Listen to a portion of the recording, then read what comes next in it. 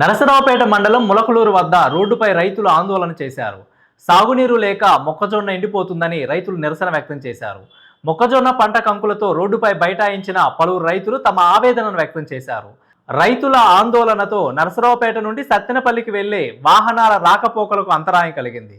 అధికారులు తక్షణమే స్పందించి సాగునీరు విడుదల చేయాలని రైతులు డిమాండ్ చేశారు.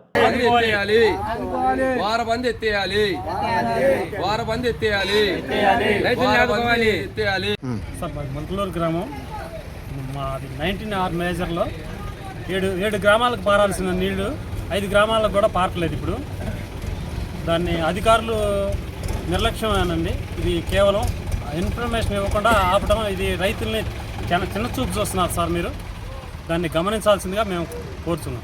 మాది కుందరూరుపాలెం అండి. బుక్స్ మల్లికార్జున. నేను 15 ఎకరాలు పొలం వేశాను.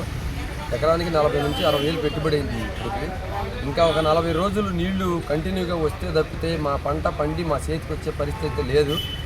మమ్మల్ని ఈ కూటమి ప్రభుత్వమే ఆదుకోవాలి.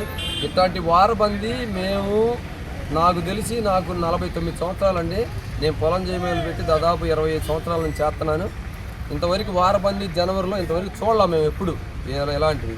ఈ వారబందీ కంటిన్యూ అయితే మా కింద మినిమం ఒక 5 నుంచి 600 ఎకరం పొలం పండదు. అంటే ఎకరానికి 50,000 రూపాయలు నష్టపోతామండి ఇప్పుడు రైతులవి. మొలకలూరు వాళ్ళు కానీ, గోళ్ళపాటి వాళ్ళు కానీ, రెడ్డిపాలెం వాళ్ళు, పమిడిపాడు, తర్వాత అగ్గురారం వాళ్ళు, వీళ్ళందరూ పొలం అందరు రైతులండి. దాన్ని గమనించి ఈ కూటమి ప్రభుత్వం మంచి నిర్ణయం తీసుకొని, నారా చంద్రబాబు నాయుడు గారు, పవన్ కళ్యాణ్ గారు మంచి నిర్ణయం తీసుకొని మాకు ఆరుదళ్ళు కాకుండా కంటిన్యూగా దాన్ని కనీసం ఫిబ్రవరి ఆఖరి దాకన్నా నీళ్ళు ఇవ్వాలి. మాకు ఆరుదళ్ళు ఇస్తే మా మేజర్ కింద 1500 ఎకరం పొలం ఉంది. అది పండటం కష్టము. కింద 500 ఎకరానికి నీళ్లు రావు ఆరుదళ్ళు ఇస్తే. దయచేసి కూటమి ప్రభుత్వానికి మా నమస్కారాలండి. మాకు దయచేసి మాకు నీళ్లు ఇవ్వగాల్సిందని కోరుతున్నామండి. ఒక 200 ఎకరాలు ఉంది.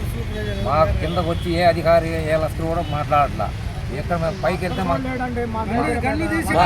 లస్కర్ లేడు.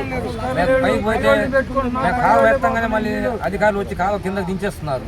మాకు అక్కడికి వచ్చేవాళ్ళకి చల్లారిపోతుంది, నీళ్ళు రావట్లేదు. మాకు పంట ఎక్కడిదక్కడ ఎండిపోతుంది. మాకు దాన్ని బట్టి రైతుల్ని న్యాయం చేయాలి.